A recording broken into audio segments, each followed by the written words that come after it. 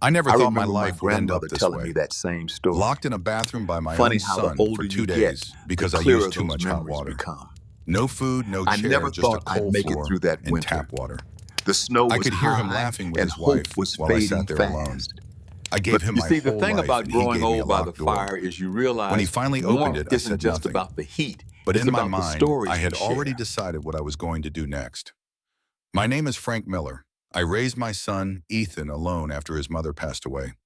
Sarah died when he was only 8 years old. On that rainy afternoon in October, as I held her hand for the last time, I made a promise I intended to keep until my dying breath.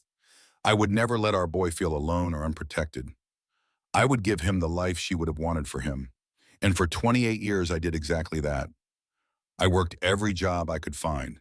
Mornings as a janitor at the local high school, scrubbing floors and cleaning bathrooms before most people had their first cup of coffee. Evenings at a warehouse loading and unloading trucks until my back felt like it would snap in two. Weekends fixing anything people would pay me for. Leaky faucets, broken doors, patchy roofs.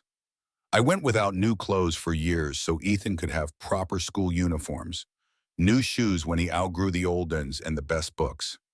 I skipped meals so he could eat 3 times a day.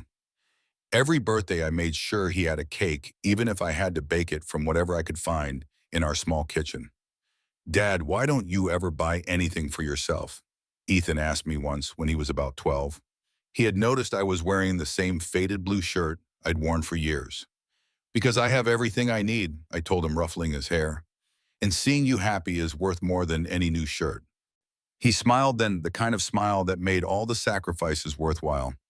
But looking back, I wonder if that's when the seeds were planted. The idea that my sacrifices were normal, expected, invisible. Mrs. Jenkins from next door tried to set me up with her sister once. She was a nice woman, pretty, with a good job at the local bank. Frankly, Mrs. Jenkins said, "It's been years. Sarah would want you to be happy." I thanked her but declined. "I need to focus on Ethan," I explained. "Dating would just complicate things." The truth was, I couldn't imagine loving anyone the way I'd loved Sarah. And more importantly, I didn't want Ethan to feel like he was competing for my attention or that I was trying to replace his mother. So I poured all my love and energy into raising him instead. When he wanted to play sports, I paid for his gear, secondhand when possible, but always in good condition. I never let him feel like we couldn't afford things, even when my wallet was nearly empty. When he needed help with homework, I stayed up late to help him even after 12-hour shifts that left my body aching and my eyes struggling to stay open. I thought love and sacrifice would be enough to raise him into a man who respected me. I thought gratitude would naturally follow. I remember a particularly difficult winter when Ethan was 14. The heating in our small apartment broke down and the landlord was dragging his feet about fixing it. I couldn't afford to stay in a motel, so I gave Ethan extra blankets and slept with just a thin sheet myself. I caught pneumonia and ended up in the hospital for 3 days. The hospital bills wiped out what little savings I had. When I got home, I found a stack of letters from Ethan's school hidden under his mattress. They were thank you notes for donations I supposedly made to the school, along with notices about reduced tuition fees. I confronted him about it. "They offered to help," he admitted, eyes downcast. "I didn't want you to know because you always say we don't need charity." I was stunned. My son had gone behind my back because he knew how hard I was working and wanted to ease my burden. It was the first time I realized he understood, truly understood, the sacrifices I was making. It broke my heart and filled it with pride at the same time. "Ethan," I said, my voice steady despite the emotion threatening to spill over, "there's nothing wrong with accepting help when it's offered with respect. But I need you to be honest with me. We're a team, you and me." He nodded, and I thought we had reached an understanding that would carry us through life. I was wrong. As Ethan grew older, he excelled in school. His teachers praised his intelligence and work ethic. He earned a partial scholarship to college, and I was determined to cover the rest so he wouldn't start his adult life with debt. I didn't want him to struggle the way I had. I worked overtime, sometimes taking double shifts to cover every tuition bill on time. I sold our car and took the bus to save money. I moved us to a smaller apartment, closer to my jobs to save on transportation costs. Every penny I could squeeze out went toward his education. I didn't tell him that while he was studying in warm classrooms, I was cleaning offices at night with hands numb from cold water in the mop bucket. I didn't tell him about the pain in my back that kept me awake at night or how I had to wrap my knees in bandages just to get through a shift. I thought it was worth it because I was investing in his future. "You don't need to work so hard, Dad," he would say during his visits home. "I could take out some student loans." "Absolutely not," I would reply. "When you graduate, you'll be free to focus on your career, not on paying back debt." What I never said aloud, what I held close to my heart, was this: I don't need you to pay me back. I just need you to understand that what I'm doing isn't out of obligation. It's out of love. I imagined him graduating, getting a good job, and maybe one day taking care of me the way I had taken care of him. Not because he owed me, but because we were family. Because that's what family does. During his final year of college, Ethan met Rebecca. She came from a comfortable family, had never known true hardship, and looked at the world with the confidence of someone who had always been given what they wanted. I was happy for Ethan. He deserved someone like her, someone untouched by the struggles that had shaped our lives. When they announced their engagement after graduation, I knew exactly what I wanted to give them. Over the years, I had managed to save a small amount from my retirement fund. Not much, but enough for a down payment on a modest house in a good neighborhood. With a loan from the bank, I could give them something I had never been able to give Ethan growing up: stability. "Mr. Miller, are you certain about this?" Peter Collins, my lawyer and perhaps the closest thing I had to a friend after all these years, asked when I explained my plan. "This is your retirement we're talking about." "I'm certain," I replied. "Ethan and Rebecca need a good start in life. A house of their own will give them that." "Then at least let me structure this properly," Peter insisted. "If you're going to do this, let's make sure it's done right." We spent hours in his office going over the details. In the end, we decided that I would maintain legal ownership of the house, but give Ethan and Rebecca full use of it as a wedding gift. The deed would remain in my name for financial security reasons. "You should explain this arrangement to Ethan," Peter advised. "Make sure he understands that this is still legally your property, even if you're giving them the use of it." I considered Peter's advice, but something held me back. Maybe it was pride. I didn't want Ethan to think I didn't trust him completely. Maybe it was the desire to give a gift without complications or conditions. Or maybe deep down I feared that telling him would somehow diminish the gesture. "He doesn't need to know the details," I said finally. "It's their house in every way that matters." Peter frowned but didn't push the issue. "It's your decision, Frank, but these things have a way of coming up later." I should have listened to him, but at the time all I could think about was the look on Ethan's face when I handed him the keys on his wedding day. The ceremony was small but beautiful. Rebecca was radiant in her white dress, and Ethan looked happier than I'd ever seen him. After the reception, as guests were leaving, I pulled them aside and handed them an envelope. "What's this, Dad?" Ethan asked, opening it to find a set of keys and an address. "It's your wedding gift." I explained, my voice thick with emotion. "A house, your house." Rebecca gasped. Ethan stared at me, speechless. "I can't accept this," he finally said. "Dad, this is too much." "It's already done," I assured him. "I want you both to have a good start. Something solid to build your life on." Ethan hugged me, then tighter than he had since he was a small boy. Rebecca joined in, thanking me profusely. In that moment, everything felt right. Every sacrifice, every long night, every aching muscle.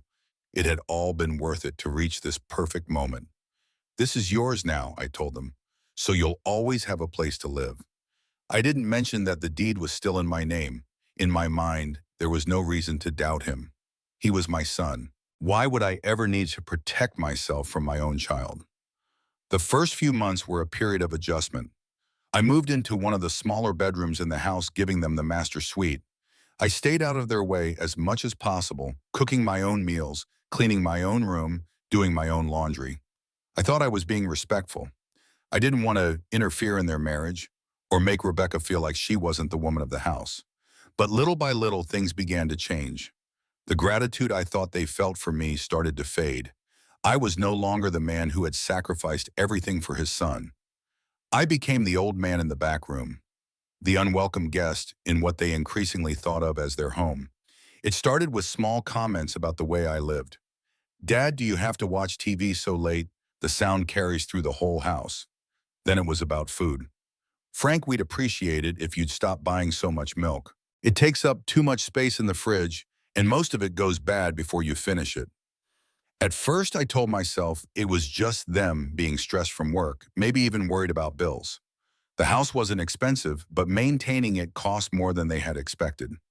I offered to help with utilities, but Ethan declined, saying they could handle it. I respected his pride, even as I noticed the way he looked at me when he thought I wasn't watching, as if calculating the cost of my presence. I had given him everything I had. I didn't keep savings for myself because I thought he would always make sure I had what I needed. I believed our bond was built on trust, respect, and love. But standing in that house, the one I bought, the one I gave him, I started to feel like a stranger. I could sense it in the way he avoided sitting with me, the way Rebecca barely spoke to me, the way they whispered behind closed doors and stopped when I walked in. Looking back, I think the problem started when I made life too easy for him. He never had to fight for anything the way I did. He never knew what it was like to be cold hungry and still have to go to work. He never learned how heavy sacrifice feels on a man's back. Because of that, he didn't value what he was given. And maybe, just maybe, he didn't value me anymore either. I still remember the day I first noticed his patience had run out. I had been fixing the garden fence in the back. It was something I always did to keep the place nice, to contribute in some small way. Ethan came outside, saw me working, and instead of saying thank you, he asked, "Why are you making noise right now? I'm trying to relax." I laughed it off, thinking maybe he was having a bad day. But inside it hurt. It hurt because I realized he didn't see me as helping. He saw me as a bother. Even then, I didn't let my mind go to the dark place. I still thought, he's my son. He'll come around. I thought about all the years I'd been there for him. How could he forget the man who carried him on his shoulders when he was too tired to walk? The man who worked himself sick so he could live without debt? The man who gave him a house without asking for a penny in return? I told myself blood was stronger than irritation, that deep down he still respected me. One afternoon, I was in the kitchen making myself a sandwich when I overheard Rebecca talking to her mother on the phone in the living room. She didn't know I was there. "It's just so frustrating, Mom," she was saying, her voice low but clear. "We never have any privacy. He's always there watching TV or puttering around the house. I know he's Ethan's father, but I didn't sign up to live with an old man." I froze, the knife hovering over the bread. "Ethan says we can't ask him to leave because he gave us the house," she continued. "But honestly, what kind of gift comes with strings attached like that? If he really wanted to give us the house, he should have just given it to us completely and found his own place."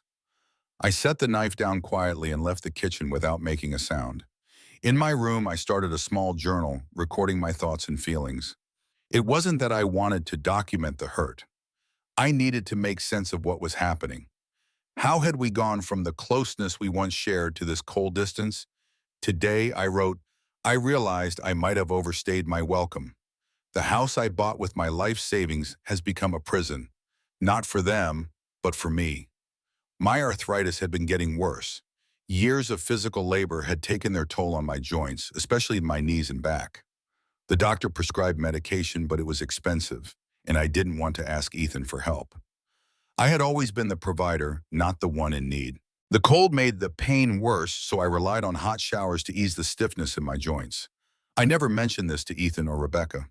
It seemed like a weakness, an admission that I was getting old, becoming a burden. Ethan began implementing rules about utilities.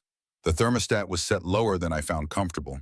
Lights were to be turned off immediately when leaving a room. And the hot water, that became a particular point of contention. "We're not made of money, Dad," Ethan would say if I took what he deemed too long in the shower. "Do you know how much it costs to heat water these days?" I tried to comply with their rules. I wore extra sweaters instead of turning up the heat. I used a small reading light instead of the overhead lamp. I tried to time my showers, though the relief they provided from pain made it difficult to rush. One evening, my neighbor Sam noticed me struggling to walk to the mailbox. He had known me for years. We had moved into the neighborhood around the same time. "Frank, you don't look so good," he said, concern evident in his voice. "Everything all right at home?"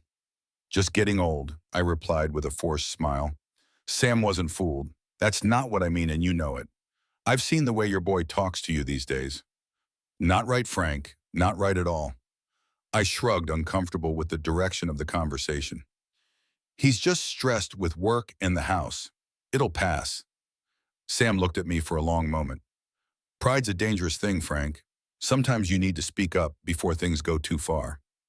I should have listened to Sam. Maybe if I had been honest with Ethan about my health issues, about how much I needed those hot showers, things would have turned out differently. But I kept silent, not wanting to be a burden, not wanting to seem weak in front of the son I had always protected.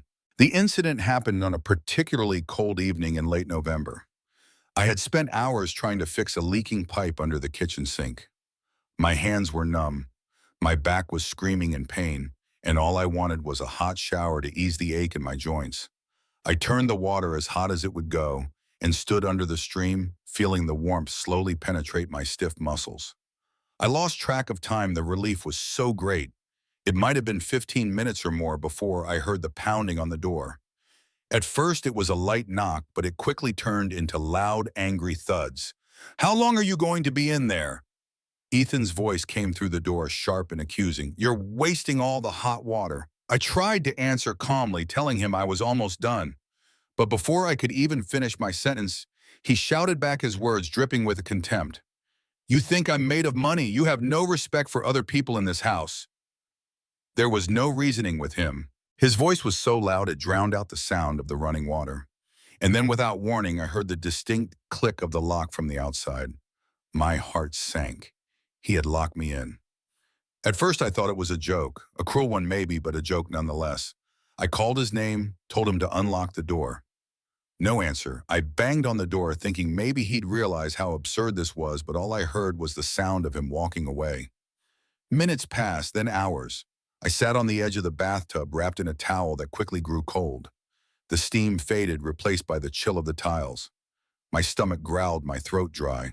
I had nothing to eat, nothing to drink, except the trickle of water from the sink. From the other side of the door, I could hear him and Rebecca laughing. Their voices muffled but unmistakable. They were watching TV, eating dinner, living their lives, while I sat trapped in the smallest room of the house I owned. Every sound from outside was a reminder that they had chosen to put me here and that they weren't in any hurry to let me out. The first night I barely slept. The bathroom floor was cold and unyielding. Every time I drifted off, the ache in my back or the sound of pipes groaning would jolt me awake. By morning, my head pounded from dehydration and my hands trembled from hunger. I thought maybe he'd let me out once he cooled down. But when the second day began, I realized this wasn't about cooling down. This was about control. This was about humiliation. He would pass by the door and I'd hear the faint jingle of keys, but he wouldn't stop. Sometimes he'd linger just long enough for me to know he was there, then walk away. It was like he wanted me to understand my place, like he wanted to break me without laying a hand on me. By the end of the second day, something inside me shifted. The anger was there, yes, but beneath it was something deeper, a final quiet breaking point. I knew in that moment that whatever bond we had as father and son was gone. He had crossed a line that couldn't be uncrossed. On the morning of the third day, the door unlocked just like that. No apology, no explanation. Ethan didn't even look at me. He just muttered, "Don't waste water again," and walked away. I stepped out, my legs stiff and my head light. I didn't respond. I didn't yell. I didn't tell him how cruel he had been. I just walked to my room, closed the door, and sat on the edge of my bed. I didn't know exactly what I would do yet. But I knew one thing: this house, the roof over his head, the walls he thought belonged to him, they were mine. And before long, they wouldn't be his anymore. For 2 days, I had been a prisoner in a house I owned, treated worse than a stranger by the son I had raised with love and sacrifice. As I sat on the edge of my bed, staring at the wall, I realized that I had been imprisoned long before Ethan locked that bathroom door. I had been living in a cage built from my own expectations, my own hopes for gratitude and respect that would never come. I opened the small drawer in my nightstand and took out the journal and had started keeping. I began to write not in anger, but with a strange, calm clarity that surprised even me. "There comes a time," I wrote, "when a man must acknowledge that what he believed was love might have been something else entirely. Not on my part. I loved my son with every fiber of my being. But love that isn't returned becomes a weight that drowns you slowly. Today, I choose to swim."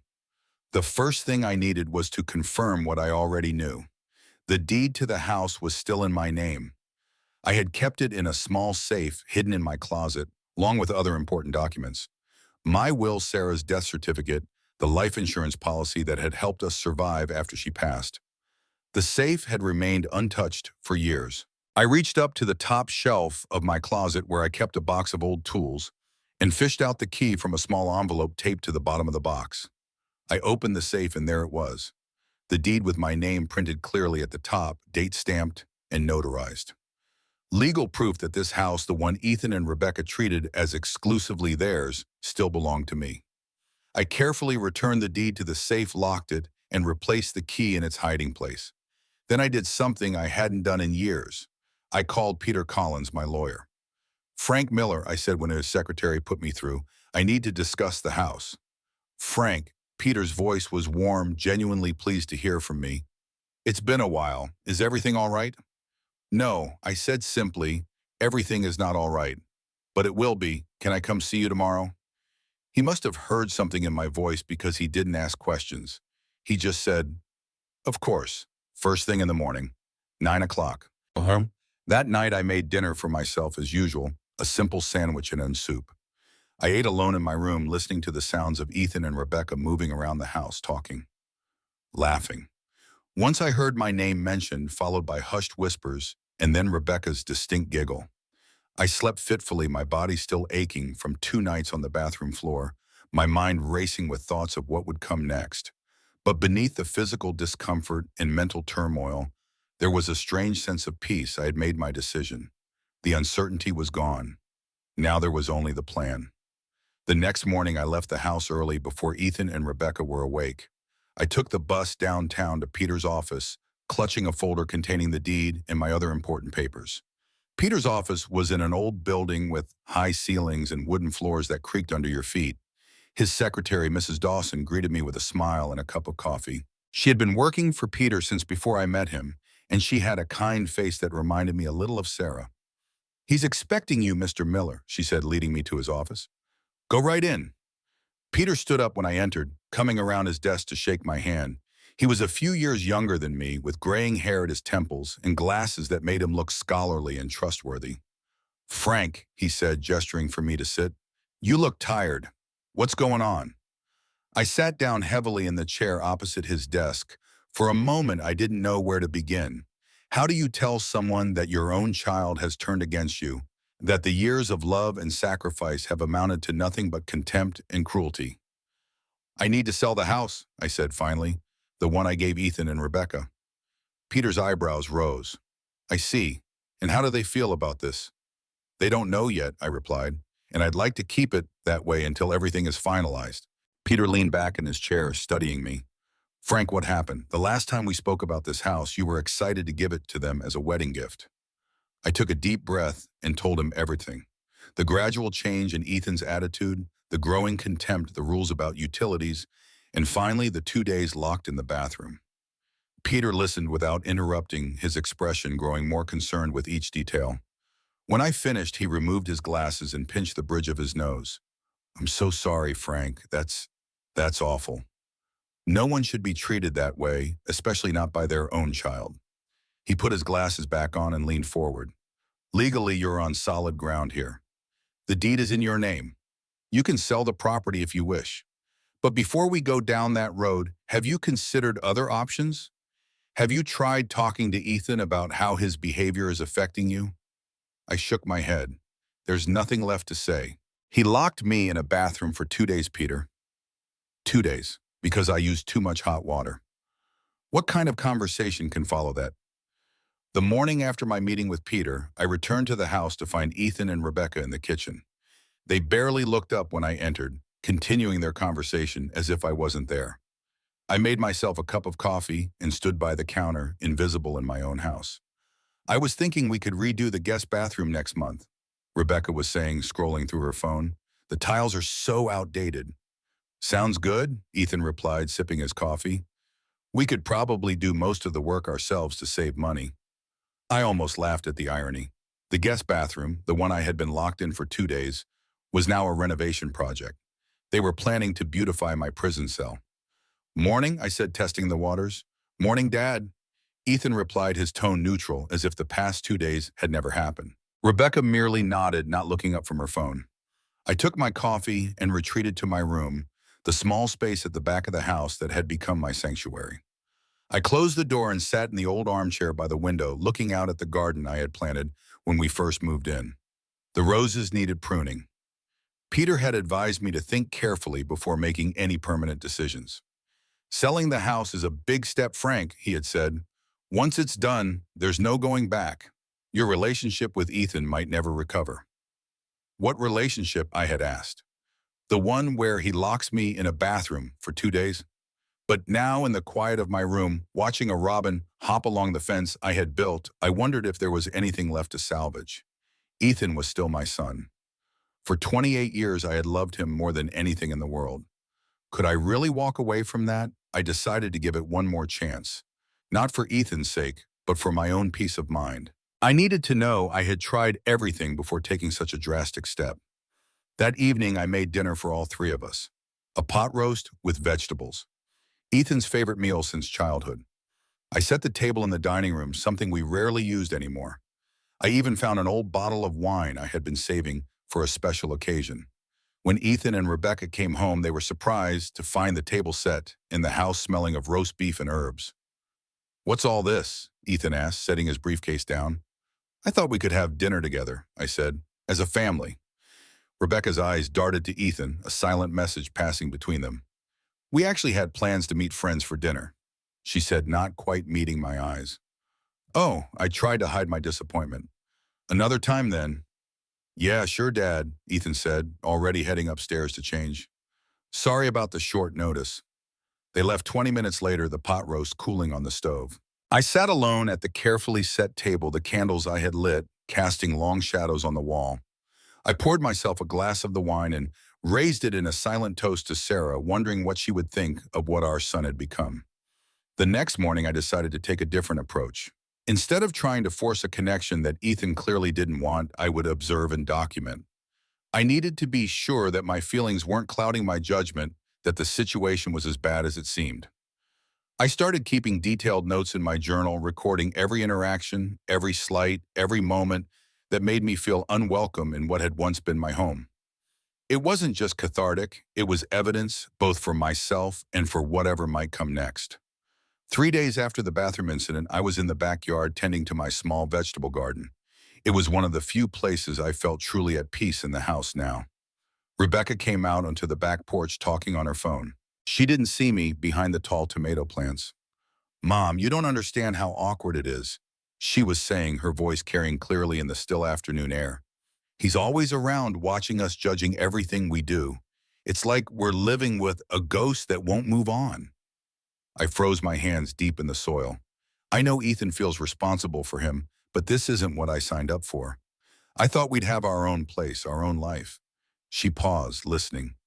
"No, we can't just ask him to leave. He gave us the house. Remember, Ethan says it would be ungrateful." Another pause. "Between you and me, I'm starting to think about whether this is sustainable long term. I love Ethan, but I didn't marry his father, too." She went back inside, leaving me kneeling in the dirt, her words echoing in my mind. I was a burden, an unwanted presence, a ghost that wouldn't move on. That night, I added a new entry to my journal. "Today I learned that my presence is destroying my son's marriage. Is that what I want to drive a wedge between them? Or am I simply an excuse for problems that already existed?" The weeks that followed brought more of the same. Small comments, exchanged glances, whispered conversations that stopped when I entered a room. I began spending more time outside the house, taking long walks around the neighborhood, chatting with Sam and other neighbors, visiting the local library where I could read for hours without feeling like an intruder. One afternoon, I ran into Mrs. Dawson Peters' secretary at the grocery store. She recognized me immediately, her kind face lighting up. "Mr. Miller, how are you doing?" "I'm managing," I replied honestly, "taking things one day at a time." She nodded, understanding in her eyes. "Peter mentioned you were going through a difficult situation with your son. I hope things are improving." I shrugged. "Not really, but I'm gaining clarity." "Sometimes that's the most important thing," she said. "Knowing where you stand, even if it's not where you hope to be." As we parted ways, she touched my arm gently. "Don't be a stranger, Mr. Miller. Peter always says you're one of the good ones. That small moment of human connection, of being seen and acknowledged, meant more to me than I could express.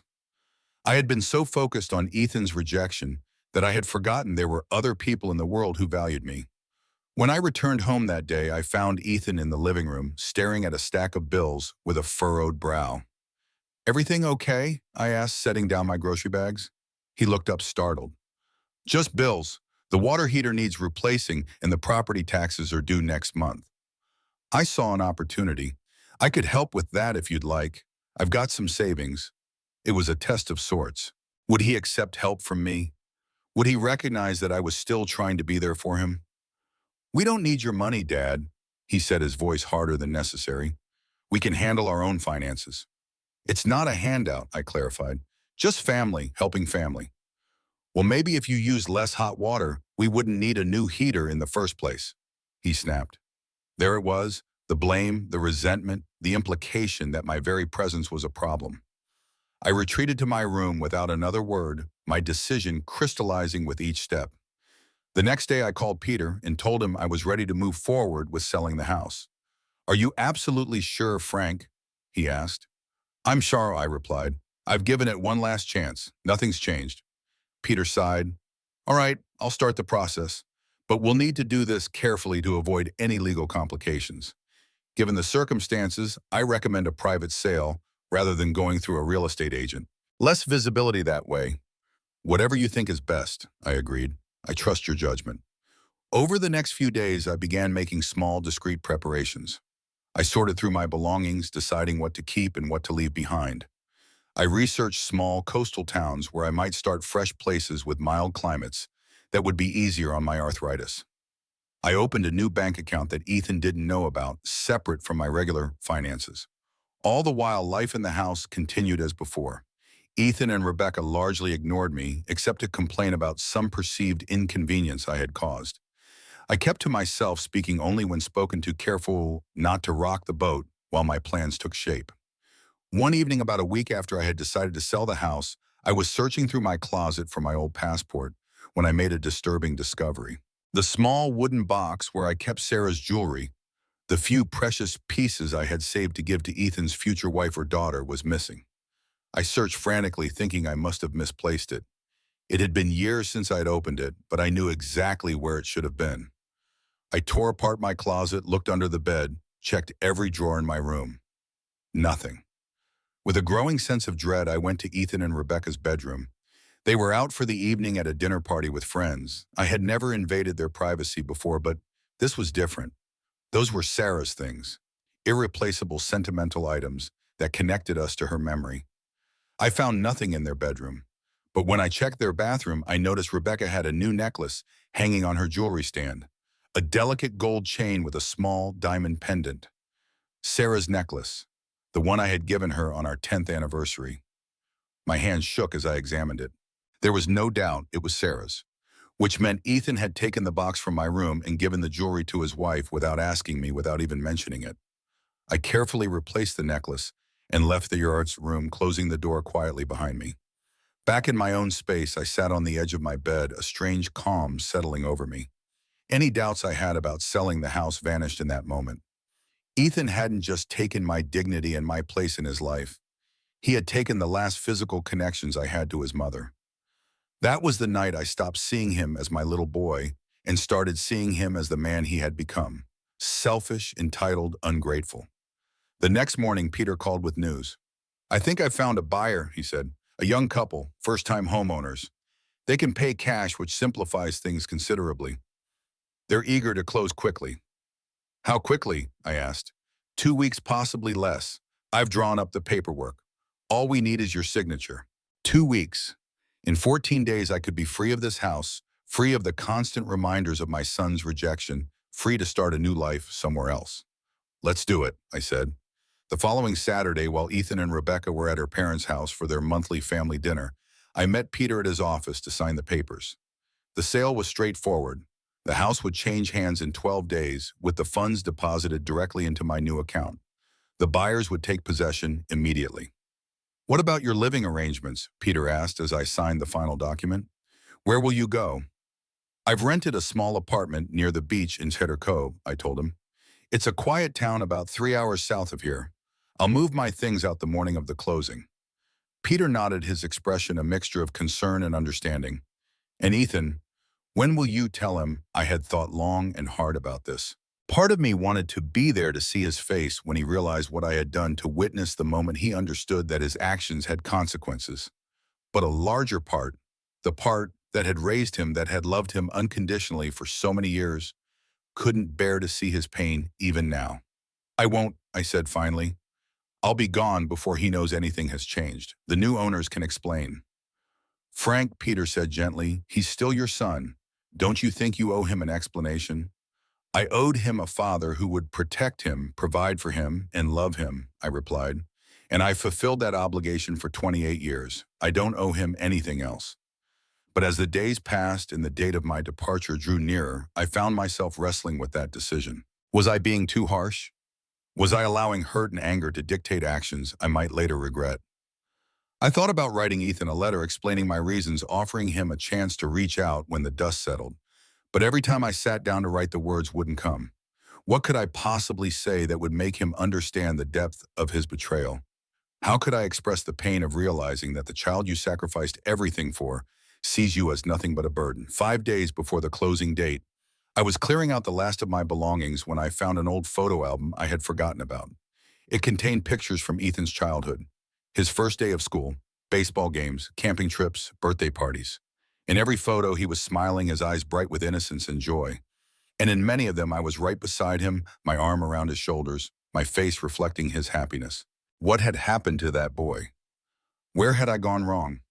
I took the album to the kitchen table and spent hours going through it page by page, watching my son grow up all over again. Somewhere in these photos, something had changed. Somewhere between the smiling child and the cold, distant man, a fundamental shift had occurred, and I had missed it. As I closed the album, I noticed Ethan's car pulling into the driveway. He was home early. I quickly gathered the photos and returned to my room, not ready to face him, with these fresh emotions swirling inside me. Later that evening, I heard a knock on my door, the first time Ethan had knocked in months. Usually he just called my name from the hallway if he needed something. "Come in," I said, curious.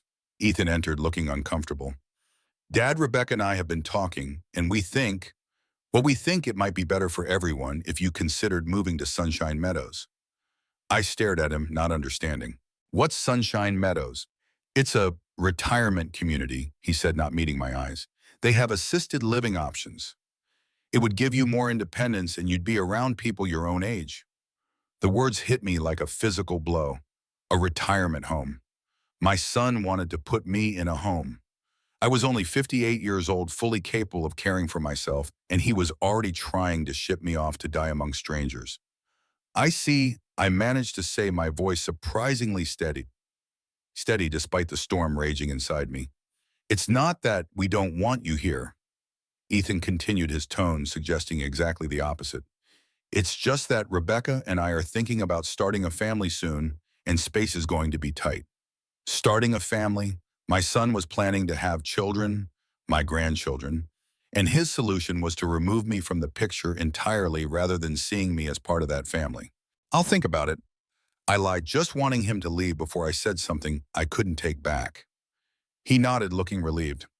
"Great, we can go tour the place next weekend if you want. They have really nice facilities." After he left, I sat in stunned silence for a long time.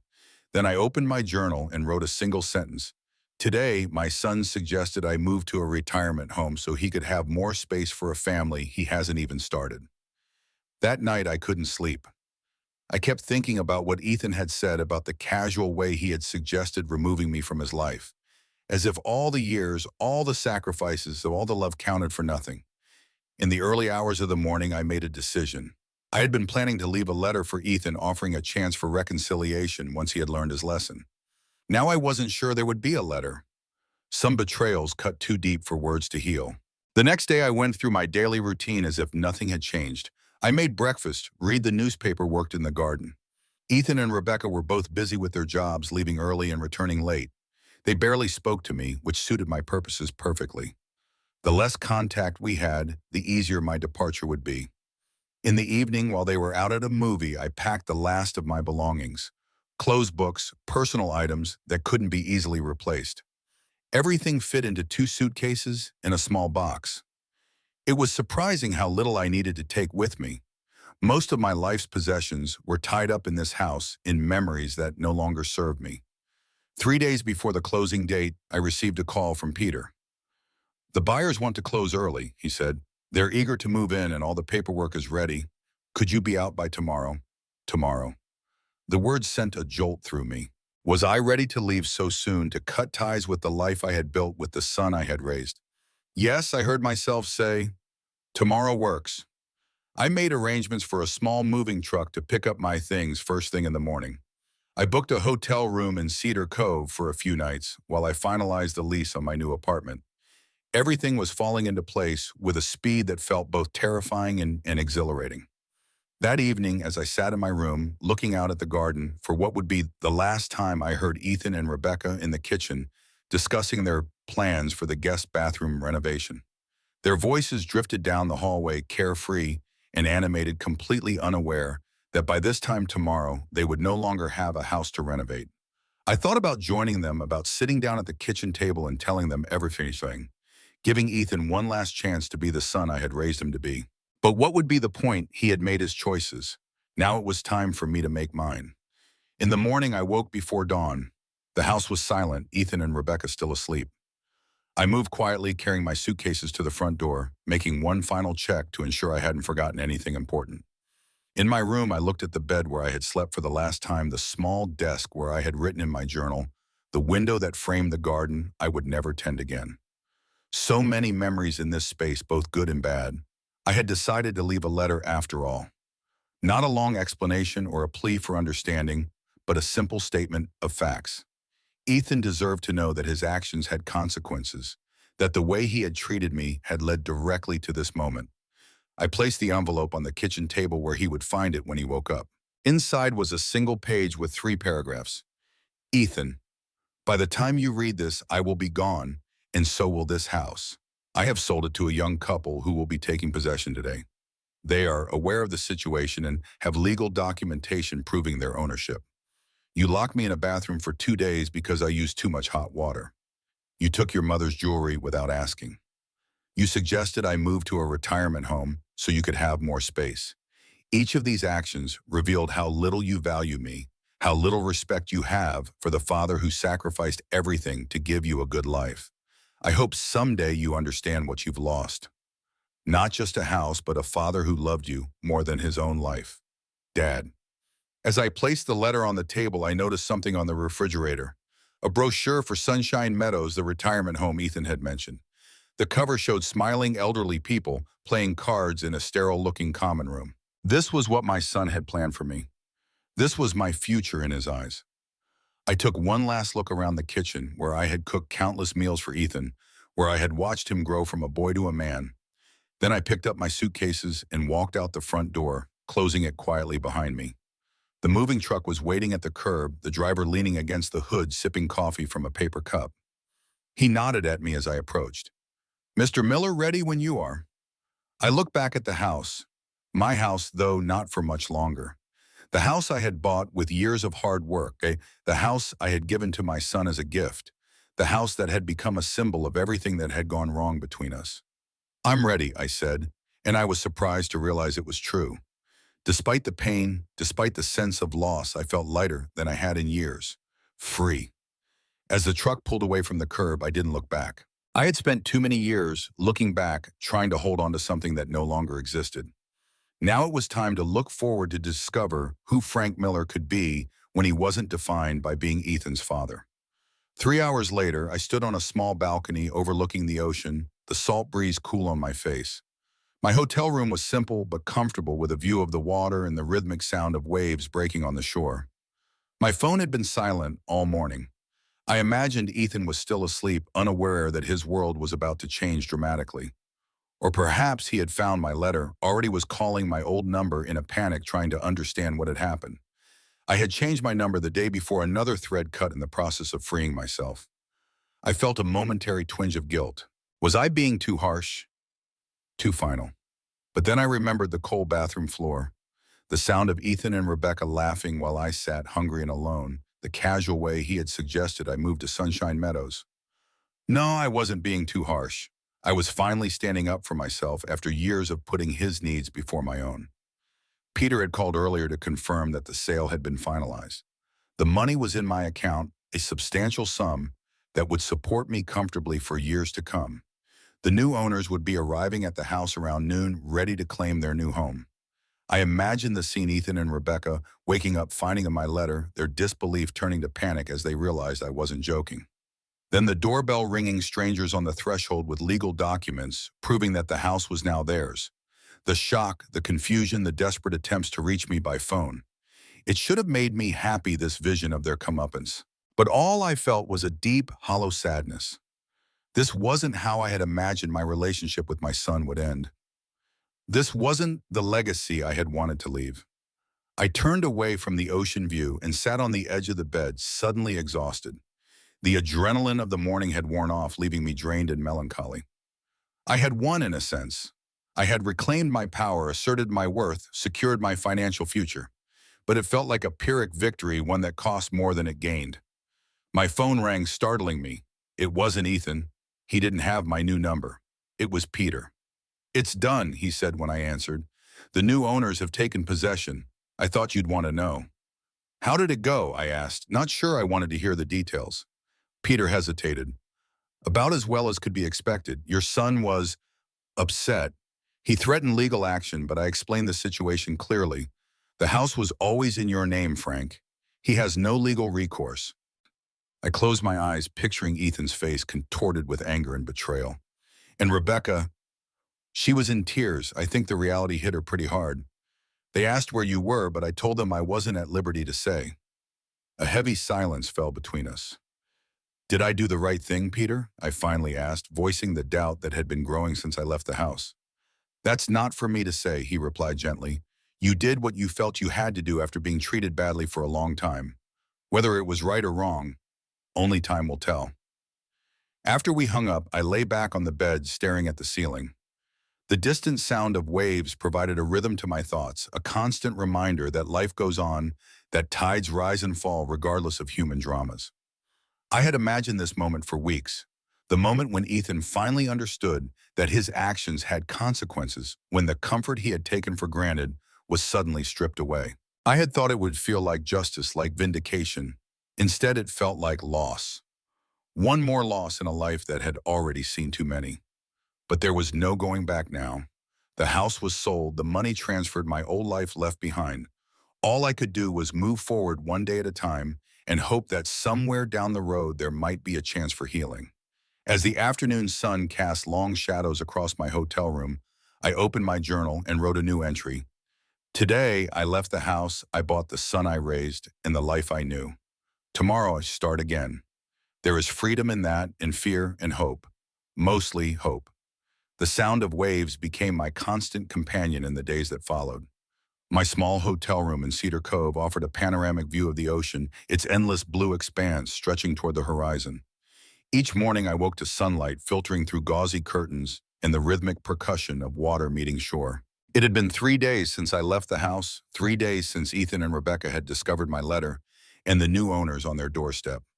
3 days of silence from the life I had left behind. Peter called daily with updates. Ethan had tried to contest the sale, claiming I wasn't of sound mind when I signed the papers.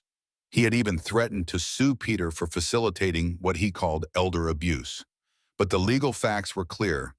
The house had always been in my name, and I had every right to show it. "He's angry," Peter told me during our most recent call. "Angry and confused. He keeps asking where you are, but I've kept my word. Your location is confidential." "Has he tried to understand why I did it?" I asked, hoping against hope that my actions had prompted some self-reflection on Ethan's part. Peter's hesitation told me everything I needed to know. He's mostly focused on the house, Frank. On what he's lost, not why he lost it. I thanked Peter for his update and ended the call, a familiar heaviness settling in my chest. Even now, Ethan couldn't see past his own sense of entitlement to recognize the pain he had caused. The apartment I had rented was almost ready, A small one-bedroom unit in a building 3 blocks from the beach. It came partially furnished, just enough for a man starting over, with 2 suitcases and a box of memories. I would be able to move in tomorrow.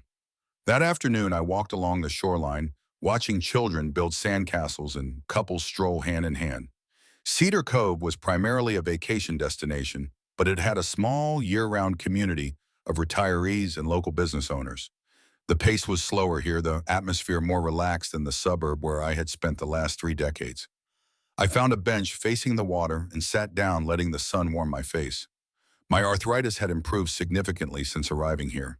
Whether it was the warmer climate, the relief from stress, or some combination of both, I wasn't sure. But for the first time in years, I woke it without the familiar ache in my joints. As I watched the waves, I thought about the letter I had left for Ethan. Had it been too harsh? Not harsh enough. I had struggled with what to say, how to convey the depth of my hurt without sounding vindictive. In the end, I had opted for simplicity, a straightforward explanation of what I had done and why. My phone buzzed in my pocket, interrupting my thoughts. I expected it to be Peter with another update, but the number on the screen was unfamiliar. "Hello," I answered cautiously. "Is this Frank Miller?" A woman's voice, professional but warm. "Yes, it is." "Mr. Miller, my name is Laura Chen. I'm a reporter with the Cedar Cove Gazette. I understand you've recently moved to our town and have purchased property here." I frowned, wondering how she had gotten my number and how she knew about my move. "I'm not sure how that's newsworthy." "It might not be," she admitted, "except that your son has been quite vocal about the circumstances of your departure. He's given interviews to several news outlets in your previous hometown, claiming you're suffering from dementia and were manipulated into selling your house." My blood ran cold. Ethan was telling people I had dementia, that I had been manipulated. The irony would have been laughable if it wasn't so infuriating. "Mr. Miller, are you still there?" Ms. Chen prompted. "Yes," I said, finding my voice. "And I can assure you I do not have dementia. I'm perfectly sound of mind, and my decision to sell my house was made after careful deliberation." "Would you be willing to tell your side of the story?" she asked. "It seems like there might be more to this situation than what your son is sharing." I hesitated. The last thing I wanted was to air my family's dirty laundry in public. But if Ethan was spreading lies about my mental state, perhaps the truth needed to be told. "I appreciate your interest, Ms. Chen, but this is a private family matter. I'd prefer not to discuss it in the newspaper." "I understand," she said, sounding disappointed but respectful.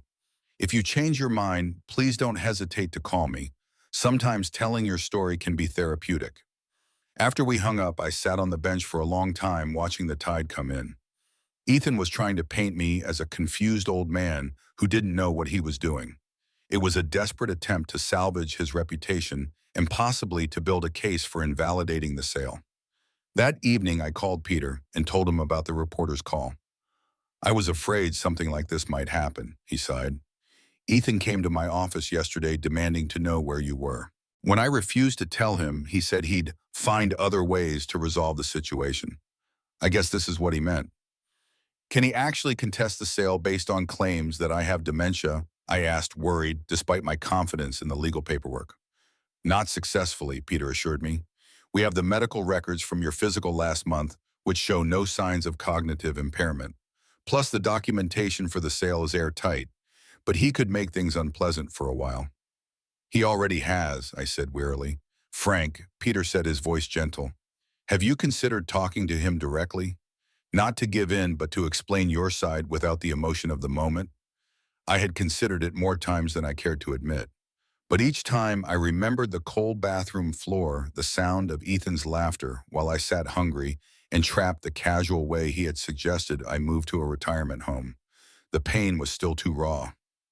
"Not yet," I told Peter. "Maybe someday, but not yet." The next day I moved into my new apartment. It was smaller than my room in the old house, but it was mine in a way that space had never been. The living room had a large window overlooking a small courtyard where residents gathered to chat in the evenings. The bedroom was just big enough for a double bed and a dresser. The kitchen was compact but functional. I spent the day arranging my few belongings, making the space feel like home. I hung a couple of pictures on the walls, not family photos, which carried too many painful memories, but landscapes I had found at a local thrift store. I stocked the refrigerator with fresh food from the farmer's market. I put my books on the small shelf in the living room. By evening, the apartment had begun to feel like mine. I sat on the sofa, a comfortable second-hand piece I had bought that morning, and looked around at my new domain. It was modest, but it was peaceful. No one would lock me in the bathroom here. No one would suggest I move to a retirement home to make space for their unborn children. No one would treat me like an unwelcome guest. For the first time in years, I felt truly at home. The next few weeks fell into a pleasant routine. I woke early each morning, made coffee, and walked to the beach to watch the sunrise. The arthritis in my knees had improved so much that I could now walk several miles without pain. I would return to my apartment for breakfast, then spend my days exploring the town, reading at the local library, or chatting with neighbors. Cedar Cove had a small but active senior center where I began taking a pottery class on Tuesday afternoons. I had never been artistic, but there was something soothing about working with the clay, feeling it take shape under my hands.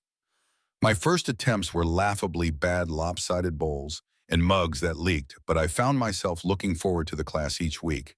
It was at the senior center that I met Margaret. She was a widow in her early 60s with silver-streaked dark hair and laugh lines around her eyes.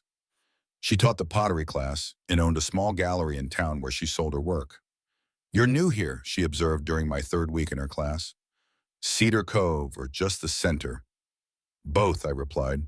"I moved here about a month ago." "From where?" "Up north," I said vaguely. I had become cautious about sharing too many details of my previous life. Margaret seemed to sense my reticence and didn't press. Instead, she showed me how to center the clay on the wheel, her hands guiding mine with gentle pressure. "The secret," she said, "is to find the center and work from there. If your foundation isn't steady, nothing else will be." It felt like advice for more than just pottery. After class, she invited me to join her and some other students for coffee at the cafe next door. I hesitated, my instinct for solitude warring with the unexpected desire for company. "Come on," she urged with a smile. "No one should drink coffee alone if they don't have to." I went and found myself enjoying the easy conversation, the laughter, the simple pleasure of being part of a group. These people knew nothing about my past, about Ethan, about the house. They accepted me as I was, just Frank, the new guy with the terrible pottery skills. As weeks turned into months, my new life took on a comfortable shape. I volunteered at the local library 3 mornings a week, shelving books and helping with children's story hour. I joined a walking group that met at the beach on Saturdays. I became a regular at Margaret's gallery, where I would sit and read while she worked on new pieces. We never discussed my past, and she never pushed for details. But one evening, as we walked back from dinner at a local seafood restaurant, she said quietly, "You know, Frank, whatever you're running from, and we're all running from something, it doesn't define you. Not unless you let it." I stopped walking, startled by her insight. "Is it that obvious?" She shrugged. "Only to someone who's done some running herself. The way you change the subject when certain topics come up. The way you check your phone but never make calls. The way you sometimes get this faraway look like you're seeing something the rest of us can't." I didn't know how to respond, so I said nothing. "You don't have to tell me," Margaret continued. "Just know that if you ever want to talk, I'm a pretty good listener." That night, I lay awake thinking about Margaret's words. Was I running? I had thought of my move as an act of liberation, a reclaiming of my dignity and independence. But perhaps there was an element of escape as well. Running from the pain of Ethan's betrayal, from the memory of those 2 days locked in the bathroom, from the knowledge that the child I had raised with so much love could treat me with such callous disregard. 6 months after leaving the house, I received a letter forwarded by Peter. The envelope had no return address, but I recognized Rebecca's handwriting immediately. For a long moment, I just held the letter, uncertain whether I wanted to read it. What could she possibly say that would make any difference? Now, finally, curiosity won out, and I carefully opened the envelope. Inside was a single sheet of paper covered in Rebecca's neat, precise script. "Frank, I don't know if this will reach you, but I had to try. Ethan doesn't know I'm writing to you. Things have been difficult since you left. We found an apartment, but it's small and expensive. Ethan lost his job last month. Budget cuts, they said, but I think the stress of everything affected his work. I'm not writing to ask for money or help. I just thought you should know that Ethan isn't the same person he was before. He's quieter, more thoughtful. He asks about you, sometimes wondering if you're okay where you might be. The night before we had to leave the house, he went into your room and sat there for hours. I found him holding an old picture of the two of you. I think it was from a camping trip when he was young.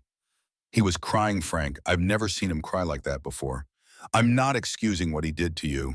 It was wrong, and I was wrong to stand by and let it happen. I should have said something when he locked you in the bathroom. I should have been a better person. I don't know if there's any way back from what happened. Maybe too many lines were crossed, too many words said that can't be taken back. But I wanted you to know that your son misses his father even if he can't admit it yet. If you ever want to reach out, we're still at the same phone number. Rebecca, I read the letter 3 times, emotions swirling through me like leaves caught in a whirlwind. Anger, sadness, a grudging sympathy, and beneath it all, a persistent ache for what might have been. Ethan had lost his job. They were living in a small, expensive apartment. He had cried while holding an old photograph of us. It should have brought me satisfaction. Wasn't this exactly what I had wanted? For him to understand the consequences of his actions, to feel some measure of the pain he had caused me, but all I felt was hollow. I carefully folded the letter and put it back in the envelope. I wasn't ready to respond, wasn't sure I would ever be ready. But I didn't throw it away either. Instead, I placed it in the small box where I kept Sarah's wedding ring and the few photos I had brought with me from the old house. That evening, I told Margaret about the letter over dinner at her house. I had begun spending more time with her in recent weeks, drawn to her warmth, her wisdom, and her unfailing ability to make me laugh. We weren't romantic, both of us carried too much history for that, but we had developed a friendship that felt more genuine than any I had known in years. "So what are you going to do?" she asked after I had shared the contents of the letter. "I don't know," I admitted. "Part of me thinks he deserves what he got. Another part misses your son," she finished for me. I nodded, unable to speak around the sudden lump in my throat. "Frank," Margaret said gently, "forgiveness isn't about absolving someone of responsibility for what they did. It's about freeing yourself from the burden of carrying that hurt forever." "I'm not sure I'm ready to forgive," I said honestly. "That's okay too," she assured me. "There's no timeline for healing. Just don't close the door on the possibility." A week later, I received a call from Peter. Ethan had come to his office again, this time without threats or accusations. He had simply asked for a way to contact me, a chance to talk. "I told him I couldn't give out your information without your permission," Peter said. "But he seemed different, Frank, more humble. He said he just wanted to apologize." "What do you think?" I asked, trusting my old friend's judgment. Peter was quiet for a moment. "I think he's sincere. Whether that's enough, only you can decide." I thanked him for the information and promised to think about it. And I did think about it for days afterward. I thought about it during my morning walks on the beach, during pottery class, during quiet evenings in my apartment. I thought about the son who had once looked at me with such trust and love. I thought about the man who had locked me in a bathroom for 2 days. I thought about the broken figure Rebecca had described crying over an old photograph. Could people change? Could wounds this deep ever truly heal? I wasn't sure. But I was beginning to realize that I needed to find out, not for Ethan's sake, but for my own. 1 year to the day after I had left the house, I finally made my decision. I called Peter and gave him permission to share my phone number with Ethan. "Are you sure?" Peter asked, concern evident in his voice. "I'm sure," I replied. "It's time." The call came 3 days later. I was sitting on my small balcony watching the sunset paint the sky in shades of orange and pink when my phone rang. Unknown number. I took a deep breath and answered. "Hello." Silence on the other end, then a hesitant voice I would have recognized anywhere. "Dad, is that you? It's me, Ethan." Another pause, longer this time. I could hear his breathing, slightly uneven, as if he was struggling to maintain control. I don't know where to start," he finally said. "The beginning is usually good," I suggested, keeping my tone neutral. "Dad, I'm sorry." The words came out in a rush. "I'm so sorry for what I did to you, for how I treated you. There's no excuse, I know that, but I need you to know that I regret it every day." I said nothing, waiting for him to continue. "After you left, after we lost the house, everything fell apart. I lost my job, Rebecca and I separated for a while. It was like the universe was punishing me for what I did to you. And the worst part was, I deserved it. I deserved all of it." "Ethan," I began, but he cut me off. "Please, Dad, let me finish. I've rehearsed this so many times in my head, and if I don't say it all now, I might never get it out. I fell silent listening as my son poured out his heart. He talked about the shock of finding my letter, the disbelief when the new owners arrived at the door. He talked about the anger that had consumed him. At first, the desperate attempts to fight the sale, the public accusations of dementia. I was so blind, he said, his voice breaking, so convinced that I was the victim. It took months for me to see the truth, that I had driven you away, that I had treated you like a stranger in your own house, that I had become someone I never thought I could be. As he spoke, I felt something shift inside me, a loosening of the hard knot of anger and hurt that had lived in my chest for the past year. The day we had to leave the house, I went into your room, Ethan continued. I found that old photo album, the one with pictures from when I was a kid. Remember that camping trip to Lake Tahoe? When I fell in the lake and you jumped in to save me, even though the water was freezing. I remember, I said softly. It had been one of our best trips, just the two of us against the wilderness. You were always there for me, Ethan said. Ways, and how did I repay you? By locking you in a bathroom because you used too much hot water, by suggesting you move to a retirement home at 58, by treating you like a burden instead of the father who gave me everything. I heard a muffled sob, then the sound of Ethan clearing his throat. I don't expect you to forgive me, Dad. What I did, it's unforgivable. But I needed you to know that I understand now. I understand what I lost, and it wasn't just a house. We talked for almost 2 hours that night, not about reconciliation or forgiveness. Those would come later, if they came at all, but about the past year, about the changes in our lives. Ethan told me about his new job at a smaller company, about the apartment he and Rebecca had moved into after patching things up, about the therapy he had been attending, to understand why he had treated me the way he had. I think part of it was that you made everything look so easy, he admitted. You worked so hard, made so many sacrifices, but you never complained. You never made me feel like a burden. So when I became an adult, I had no model for how to handle stress, how to deal with frustration. I took everything out on you because you were the safe one, the one who would always love me no matter what. It was a painful insight, but an honest one. Perhaps in trying to protect Ethan from the harsh realities of life, I had unwittingly failed to prepare him for them. At the end of the call, Ethan asked the question I had been dreading. Can I see you, Dad, face to face? I hesitated. Was I ready for that, to see my son again, to confront the physical reality of him after a year of separation? Not yet, I said finally, but maybe soon. Let's keep talking for now.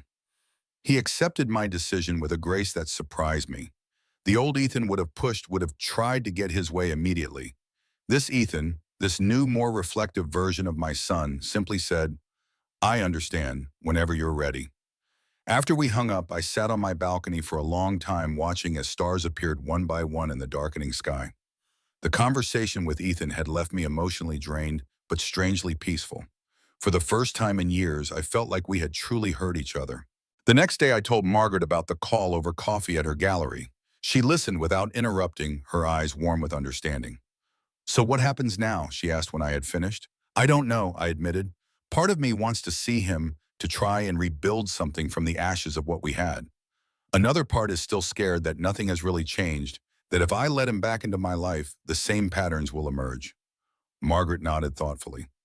Trust is like pottery, she said, gesturing to a beautiful vase on display nearby. Once it's broken, you can piece it back together, but the cracks will always show. That doesn't mean it can't be beautiful again, or even useful. It just means it will never be the same as it was before. Her words stayed with me in the weeks that followed as Ethan and I continued our phone conversations. We talked twice a week, gradually rebuilding a connection that had been severed by hurt and resentment. Sometimes the conversations were easy, filled with shared memories and cautious laughter. Other times they were difficult as we navigated the jagged terrain of our broken relationship. Ethan never asked for money, never hinted at financial struggles, though I knew from Rebecca's letter that things had been tight after they lost the house. Instead, he seemed genuinely interested in my new life, my pottery class, my volunteer work at the library, my friendship with Margaret. You sound happy, Dad, he said during one call. Happier than I've heard you sound in years. I am happy, I realized as I said it. Despite the pain of the past, despite the uncertainty of the future, I had found a measure of peace in Cedar Cove that had eluded me for decades. 3 months after our first phone call, I finally agreed to meet Ethan in person. We chose a neutral location, a small cafe in a town halfway between Cedar Cove and the city where he and Rebecca now lived. I arrived early, choosing a table near the window where I could watch for his arrival. My hands trembled slightly as I sipped my coffee, my stomach tight with a mixture of anticipation and dread. What would he look like after more than a year? What would I see in his eyes when he looked at me? Regret, resentment, hope. I spotted him the moment he pulled into the parking lot. He sat in his car for a long minute, staring at the cafe, visibly gathering his courage. Then he got out and walked toward the entrance, moving with a hesitancy I had never seen in him before. When he walked through the door, our eyes met immediately. He had lost weight, and there was gray at his temples that hadn't been there before. But it was the expression on his face that struck me most, of vulnerability and openness that the old Ethan had never shown. He approached my table, slowly stopping a few feet away. "Dad," he said, his voice barely above a whisper. I stood unsure what to do next. We had never been a physically demonstrative family, even in the best of times. But something in Ethan's face, a flicker of the little boy he had once been, broke through my hesitation. I opened my arms, and my son stepped into them, his shoulders shaking with silent sobs. "I'm sorry," he whispered against my shoulder. "I'm so sorry." We sat and talked for hours, our coffee growing cold as we navigated the complex terrain of forgiveness and redemption. Ethan showed me pictures of the apartment he and Rebecca had moved into, a modest two-bedroom in a quiet neighborhood. He told me about his new job at a small architectural firm where he had started at the bottom, despite his experience. "It's humbling," he admitted, "but in a good way. I needed to learn humility." I told him more about my life in Cedar Cove, about the peace I had found in my small apartment by the sea, about the friendships I had formed, especially with Margaret. "She sounds special," Ethan observed. "Are you two—" John, I shook my head. "Just good friends. We've both lived enough life to know what we want and don't want." As our conversation drew to a close, Ethan broached the subject I had been dreading. "Dad, about the house."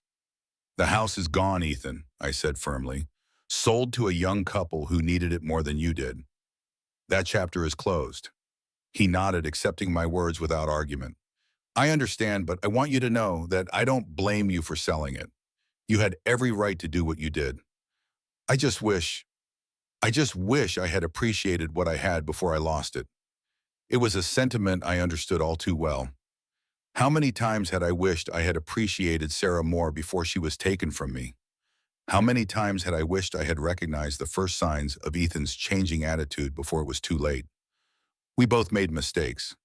I said, surprising myself with the admission. I should have been clearer about the house, about its ownership. I should have talked to you directly when I felt things changing between us. I should have stood up for myself long before it reached the point of you locking me in a bathroom. Ethan winced at the memory, but nodded. "We have a lot to learn about how to talk to each other." "Yes," I agreed, "we do." As we prepared to leave, Ethan asked the question I had been waiting for. "Can I come visit you in Cedar Cove sometime? Maybe with Rebecca? She'd like to see you two, to apologize in person."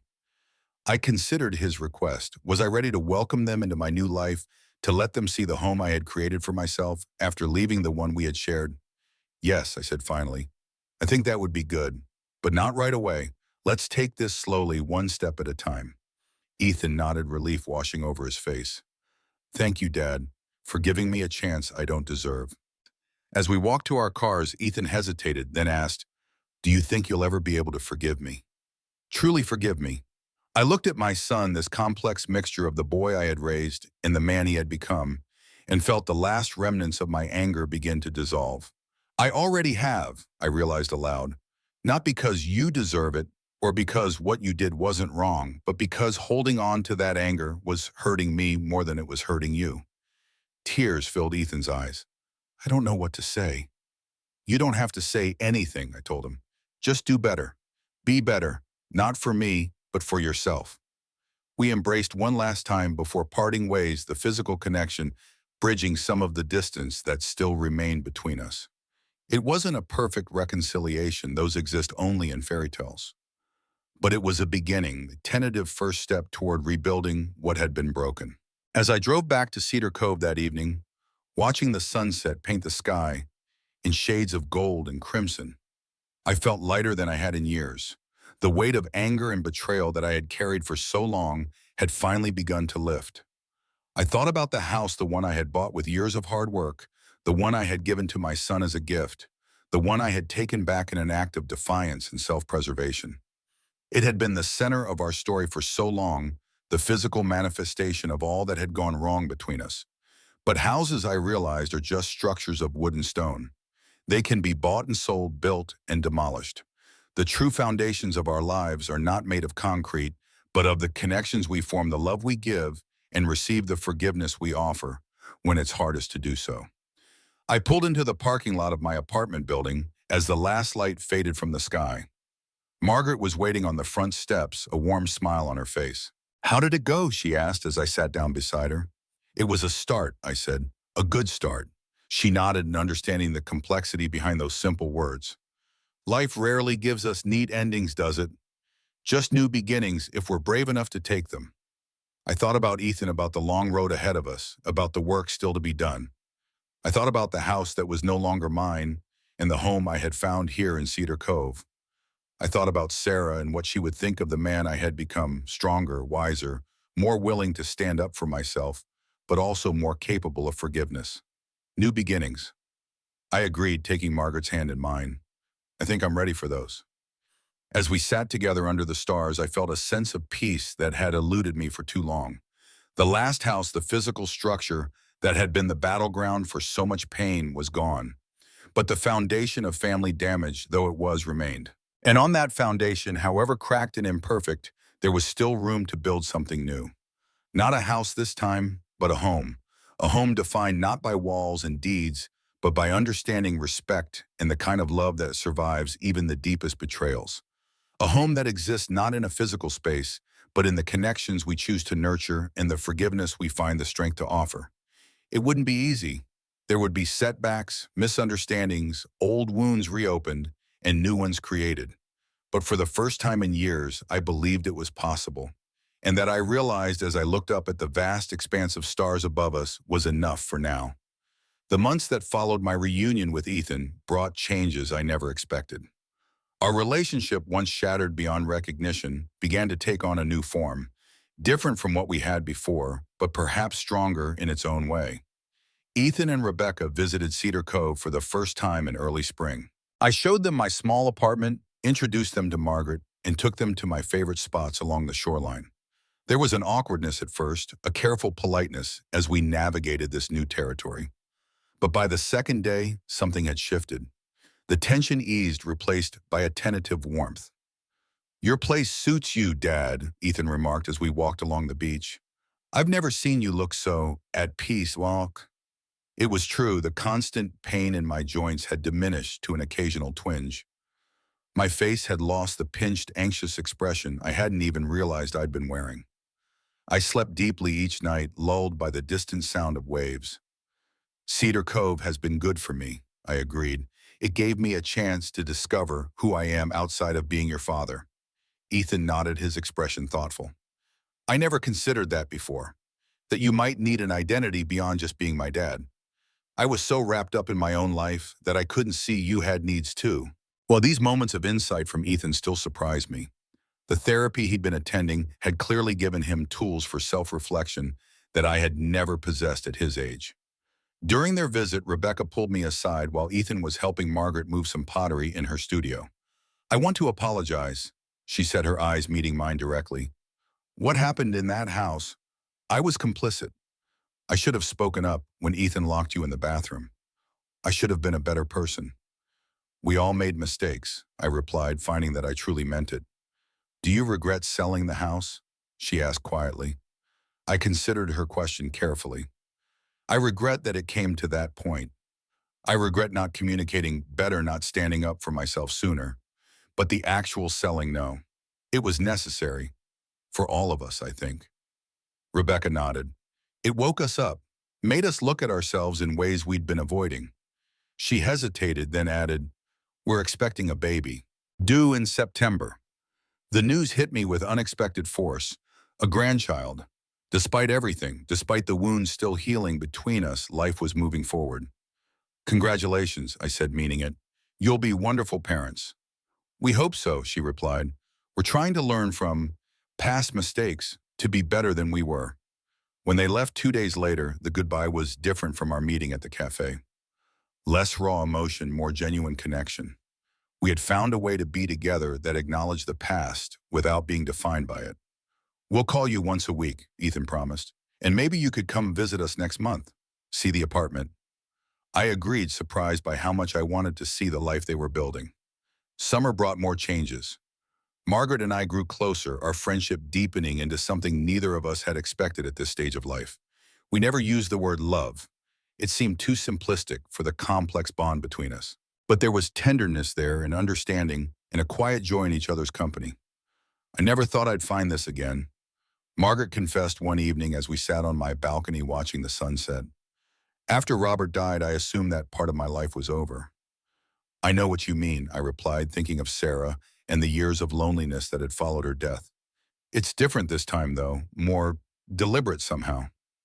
Margaret smiled, the fading light catching the silver in her hair. When you're young, love feels like fate. When you're older, you realize it's a choice you make every day. I visited Ethan and Rebecca's apartment in July. It was small but comfortable, decorated with care despite their limited budget. They had converted the second bedroom into a nursery, the walls freshly painted a soft green. We don't know if it's a boy or girl yet, Rebecca explained. We wanted to be surprised. I noticed a familiar photograph on their living room wall. Ethan and me at Lake Tahoe, both of us laughing after I jumped into the freezing water to save him. It was the photo he'd been holding the night before they had to leave the house. Mom took that, Ethan said, following my gaze. It's one of the few pictures we have with all three of us in a way. Her behind the camera, us in front of it. The mention of Sarah didn't bring the usual pang of loss. Instead, there was a gentle nostalgia, a recognition of how her love had shaped both our lives. That night, after Ethan and Rebecca had gone to bed, I sat in their living room looking at the life they had created. It wasn't the large house I had bought them with its spacious rooms and manicured garden. It was smaller, humbler, but it felt more like a home than that house ever had. The baby, a boy they named Michael Frank Miller, was born on September 12th. I drove up immediately when Ethan called, arriving at the hospital just hours after the birth. The sight of my son holding his son, the wonder and fear and love in his eyes brought back memories of the day Ethan was born, when I had held him with the same mixture of awe and terror. Would you like to hold him? Ethan asked, carefully transferring the tiny bundle to my arms. As I looked down at my grandson's face, so new and yet somehow familiar, I felt a surge of emotion too complex to name. Joy, certainly. Pride. A fierce protectiveness. And something else. A sense of continuity of life moving forward despite our mistakes and missteps. He has Sarah's eyes, I whispered, noticing the distinctive shape. I thought so too, Ethan replied, his voice thick. I wish she could have seen him. She can, I said simply, and Ethan nodded understanding. In the months that followed, I split my time between Cedar Cove and visits to Ethan and Rebecca's. Margaret often came with me, her presence a steady comfort as we navigated this new chapter in our lives. She had a gift with the baby, a natural ease that made Michael gurgle with delight whenever she held him. You're good with him, I observed during one visit, watching her rock Michael to sleep. I had practice, she replied with a soft smile. 2 children, 4 grandchildren. They grow up so fast, Frank. Don't miss a moment of it. I took her advice to heart, treasuring the time I spent with my grandson.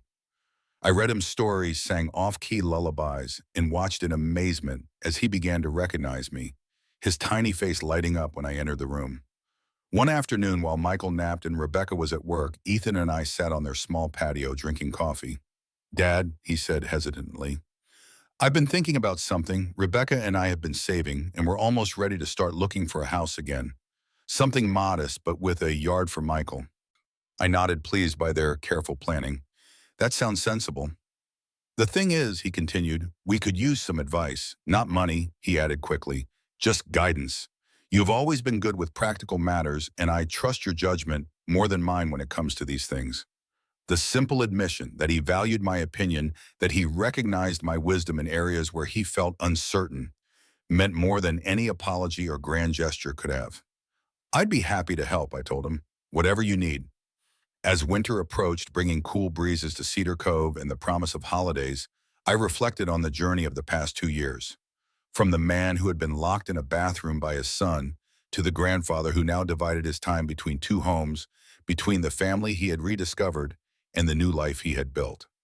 The house, that physical structure that had been the site of so much pain, was gone from our lives. But what it represented, the mistakes, the betrayal, the harsh lessons, remained with us, transformed now into something useful rather than destructive.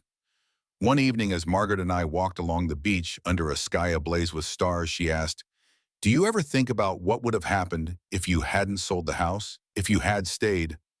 I considered her question carefully, listening to the rhythm of the waves. "I think we would have continued as we were. Me growing more resentful, Ethan more entitled. The patterns were too ingrained by then. We needed the break, as painful as it was." Margaret nodded, understanding. "Sometimes we have to lose everything to find what matters." And sometimes, I added, thinking of my son, my grandson, and the woman beside me, what we rebuild is stronger than what we lost. As we turned back toward town, the lights of Cedar Cove twinkling in the distance, I felt a profound gratitude for the path that had led me here. Not just for the good parts, the peace I had found, the connections I had made, but for the painful ones as well. The betrayal that had forced me to stand up for myself. The loss that had pushed me toward a new beginning. The hard-won wisdom that came from seeing both the worst and the best in those we love. The last house, the one I had bought, given away, and then reclaimed, was no longer mine. But in losing it, I had found something far more valuable, the knowledge that home isn't defined by walls or deeds or legal ownership. It's defined by respect, by understanding, by the willingness to forgive without forgetting the lessons learned along the way. As Margaret and I reached my apartment building, I looked up at the sky once more, at the vast expanse of stars above us. Sarah was up there somewhere, I like to think, watching over all of us. Me, Ethan, Rebecca, and little Michael. Watching as we stumbled and fell and picked ourselves up again. Watching as we learned finally how to treat each other with the dignity and care we all deserved. "Come on," Margaret said, taking my hand. "Let's go home." And so we did, walking together toward the warm light of my apartment, toward the future we were building, one careful step at a time. In the end, that's all any of us can do. Move forward, carrying the past not as a burden, but as a map, a guide to territories we need not visit again. The house is gone, but the home remains, rebuilt on stronger foundations than before. That, I've come to believe, is the true meaning of liberation.